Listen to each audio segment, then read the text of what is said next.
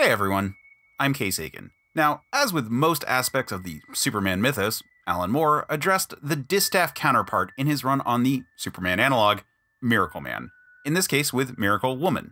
Now, of course, the series Miracleman was an 80s gritty deconstruction of a fairly tame 1950s British comic book about a Superman type, or more accurately, a Captain Marvel type who could transform with a word from being a young boy into being an adult, and that was updated to be about a middle-aged man going through a midlife crisis who rediscovers his ability to transform into a superhero. But unlike many of the elements of the series, Miraclewoman wasn't a part of that 50s-era Marvel Man run, and in fact was created somewhat to address that.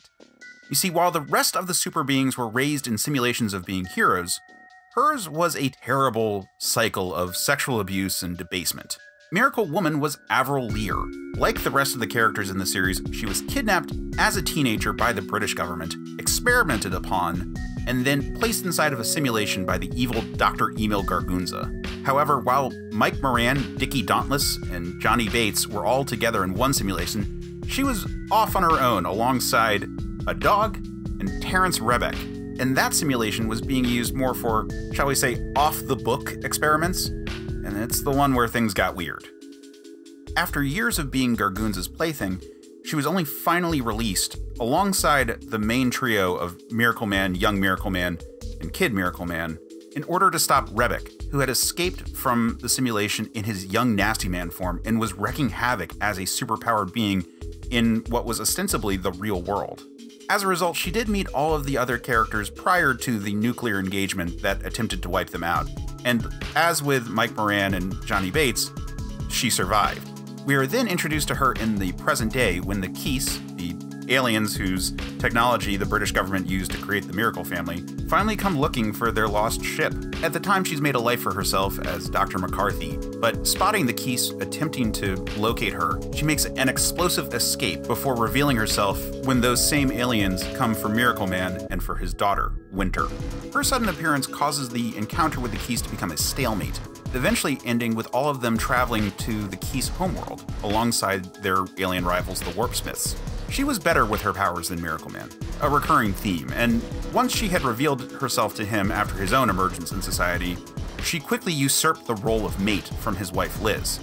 There was this element of the relation being just an aspect of their created purpose, and this is around the time when the series really leaned into the mythological nature of the characters. As a commentary on distaff counterparts, she had a feminized version of Miracleman's outfit, and as part of the larger deconstruction of superheroes, she gets involved in philosophically interesting but also fucked up stories. Morality and the nature of desire are common themes for her. Later in the series, as the world adapts to the existence of superpowered beings and somewhat comes to worship them as gods, she takes on the role of both Venus and Hera to all of mankind. She becomes the queen god for humanity to look up to, as well as a symbol of love that people come to pine for. And while Miracleman struggles with the dual nature of his existence, Miraclewoman has a much healthier understanding about the different aspects of her character. Miracleman was a mind-blowing book when it came out, and holds up in most regards. It is impossible to deconstruct a superhero concept without either referencing it or trying to explicitly deviate from it. It is a book where superhumanity destroys mankind's ambition just by existing, after all. I'd encourage anyone interested to check out the books. They're finally available in reprints and on Comixology, and the series once thought dead in the water has been picked up again by Marvel Comics, and Neil Gaiman is finally getting the chance to finish his run, the second half of the story, showing the ultimate cracks in the utopia that Alan Moore had put together in the first half of the story. I hope with renewed interest in the series, we'll see even more conversation about it. It's one of my favorite books, and I really would just love to see more discussion about it. However, next time we are going to be talking about a character who might be a government experiment, maybe a mutant, hard to really say, but is definitely going to get some more buzz soon since we've heard that this politically controversial Superwoman will be joining the MCU. But until then, stay super, man.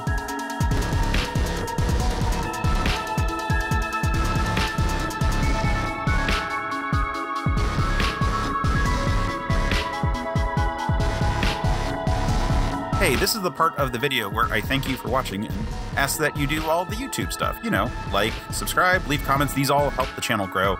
And we've grown a lot in the last couple of years, and I really appreciate everyone for that.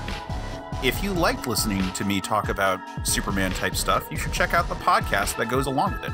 It's called Men of Steel. You can find it at certainpov.com, and you can find clips here on our YouTube channel. You should check those out. Otherwise, just have a great week.